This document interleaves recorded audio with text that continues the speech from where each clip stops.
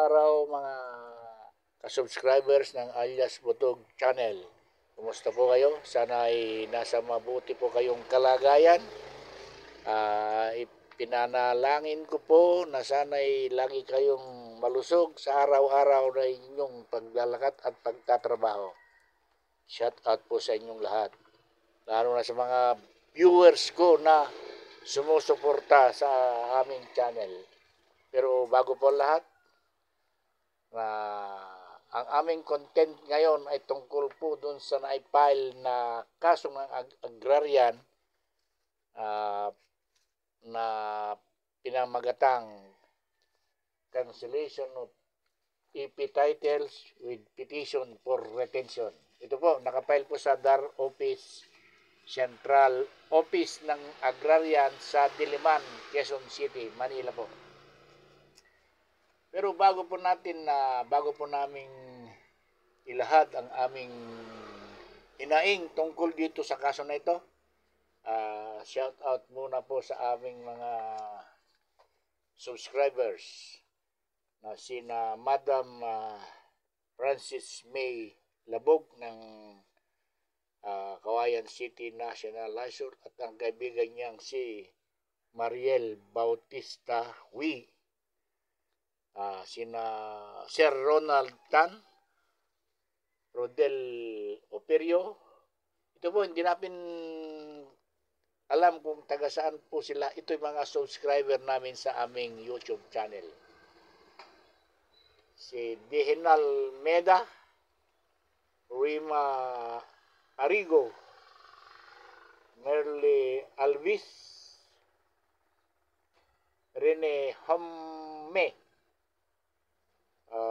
Indira Rohan, Irene Palamos, Risa Mango, Annabel Dasa, correction.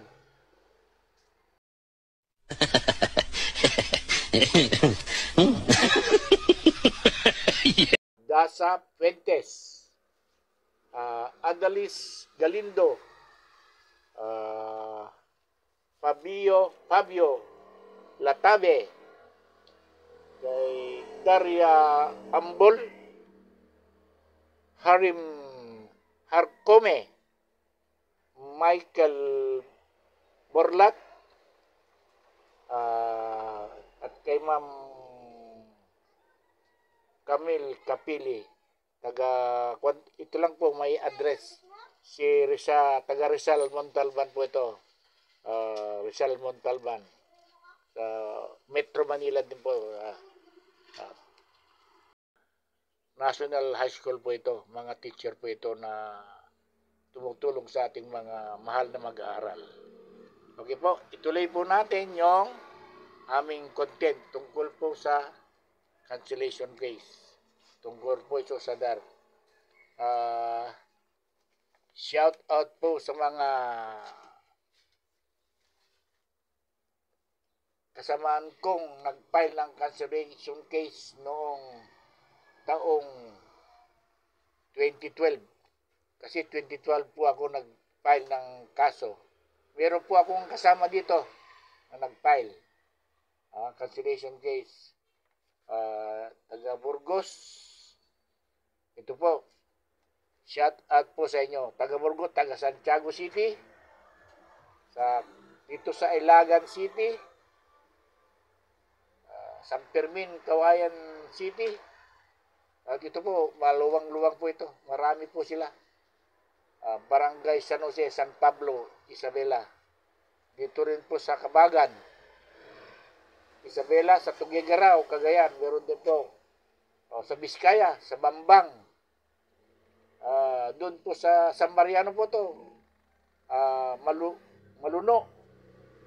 Norte, Benito, Sulben. Meron din po sa Enrile, Cagayan. Meron din po sa San Mateo, Isabela. Sinamar Norte. Santa Teresita, Cagayan. At Dito rin po sa Alicia, Isabela, Angadanan, Isabela, sa Jadi, Nueva Vizcaya po ito. Shout out po sa inyong lahat na kasama kong nag-file ng cancellation. Pag-verify po yung mga ipinadala sa inyo na cancellation case. Ito po ay permado ng isang abogado ng agrarian, Central Office po. Attorney Maria Celestina M. Tam, CESO, the second, third. Ito po, yung OIC daw, OIC, Assistant Secretary ng Legal Affairs Office ng DAR, Central Office, Diliman, Quezon City. Ito po ay tungkol po sa ginawa sa amin. At sa palagay ko, hindi lang po sa akin, sa amin ginawa ito mga agrarian. Ang agrarian, nagpatitulo sila ng sariling titulo. Ginawa nilang public land itong lupain na ito. Ito po, 25 hectares po ito. Sa amin lang po ito Yan lang po ang lupa namin. Aggregate land holdings namin nung araw. Kumbaga, wala silang itinira sa amin kahit isa. Ito lang po ang lupain namin. Meron po akong aggregate land holdings sa lupain nito na sinakop ng agrarian. Ang masaklap, nagpagawa nga sila ng sariling titulo. Pinasurvey ng agrarian to. Isinabmit yung survey plan sa Register of Deeds, Ilagan. Tapos, nakapagpagawa sila ng sariling titulo, isinabmit sa Land Bank, Manila, kung saan gumawa sila ng sariling proseso at yun, na-i-withdraw yung pera, bayad ng lupain na walang perma yung may-ari. Anong klaseng desisyon to? Meron po akong itinatago ditong libro ng PD27. PD27 na permado ni Ferdinand Marcos, yung tatay ng ating mahal na presidente ngayon, si BBM. Inamyandahan ngayon ni sumunod na presidente yung sinatawag nilang CARPLO, Republic Act 6657. Yun po. Pero dito sa nabasa ko sa libro na ito, yung ginawa sa amin, walang tupad na anumang batas na sinasabi dito. Gusto ko lang pong klaruhin po sa inyo, mga kababayan, na ito po hindi po para sa akin, para sa bayan po. Yung bayad ng lupain nilang sinasabi sa desisyon ko dito, desisyon nila. Dito sa naipal kong cancellation, wala akong karapatan. Kung wala akong karapatan, kayo ang may karapatan. Pero pwede bang daanin nyo sa matamang proseso para mapakinabangan ng gobyerno natin? Kasi yung bayad yan, para sa gobyerno yan dapat Hindi ang pinuntahan yan sa mga taong gobyerno. Kitang-kita sa ebidensya. Kasi nung may withdraw yung pera nito, yung bayad nito, yung may-ari ng lupa, walang pirma. Pero makikita doon sa payment release form, walang pirma yung may-ari. Yung mga nakaupong mga empleyado ng gobyerno noon, dami nilang pirma. Tad ng pirma. Sa susunod na vlog ko po, ipapakita ko po yung payment release form na kung saan mga taong gobyerno ang nakapirma lahat dito. Pero yung pirma ng may-ari, yung mag-asawa, magulang ko yun. Wala silang pirma. Check lang. Yun ang pinapakita nyo. Sa susunod po na vlog ko, ipapakita ko po sa inyo yung ginawang titulo ng Register of Deeds. Pero ang nagpagawa niyan, agrarian. Na kung saan ginaya yung titulo ng papa ko, tatay ko, yung TCT number na parehas, yung araw na ginawa, yung date na ginawa, lahat Lahat po parehas lang. Kaya lang ang mali ng agrarian hindi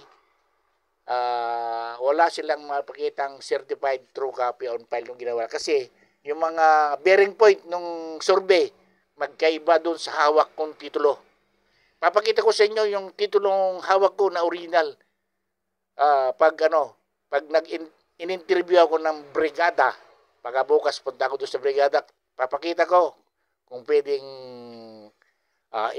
ipaabot sa inyo itong vlog ko nito. Kung hindi naman, andyan naman yung bombo. Andyan naman yung ABCBN. Hindi, dadaling ko ito kahit anong mangyari. Na maipalabas ko lang yung mga nagdang administrasyon na talagang may anomalya yan. Pundo ng gobyerno na ibulsa. Hindi dapat mapunta sa taong gobyerno. Salamat po sa inyo. Sa sunod, bukas po. Sa sunod na yung mga ebidensya, papakita ko po. Alam ko, kasiraan nito, pero pasensya na. Masagasaan. Sorry. Bye-bye po sa inyo bukas. Ipapakita ko po yung mga ebidensya. Yung mga titulo, yung mga payment release form, ang ginawa. Meron pa dito, EP title to private title. Kung saan wala nang kopya sa register of deeds, yung mga ginawa ng mga agrarian para lang mabenta. Milyon-milyon ang pinagbenta nila dito. Ewan ko sinong nagmamanyubra. Kaya gusto kong manawagan sa susunod. Manawagan ako sa Secretary ng DAR, kay Conrado Estrella III ng DAR Central Office, na sana ayusin ito. Para po sa gobyerno ito, hindi po para sa akin. Para sa kaban ng bayan. Salamat po. Bye-bye po. Aming number 1 subscribers po sa aming channel ay taga Turayon po na si Sir Jose Alvin Calata. Taga Turayon po ito. Kay Sir Raven Pelibrico. Taga Turayon din po ito. Ang mga teacher ng Kawayan City National High School na sina Ma'am Alma Velasco at kay Madam Sherilyn correction. Last Christmas I gave you